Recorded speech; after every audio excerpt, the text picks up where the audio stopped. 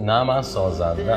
جدی؟ آره خواننده نیستم. سازنده چی هستی؟ سازنده مغز هواداران. داستان اینجاست که از نظر من هر کسی که طبیعت به یه جایگاهی میرسونتش مسئوله بین همه اونایی که دارن نگاش میکنن. پس یک خواننده نه تنها من، هر خواننده‌ای تنها یک خواننده نیست، چون وقتی آهنگاشو دنبال میکنن، شخصیتشو دنبال میکنن، ازش تقلید میکنن و همه خواننده ها و همه بازیگرا، همه آدمایی که کار هنری انجام میدن تو چشم، تنها خواننده یا بازیگر یا هنرمند. اولین چیزی که برای باشگاه رفتن خیلی مهمه چیه؟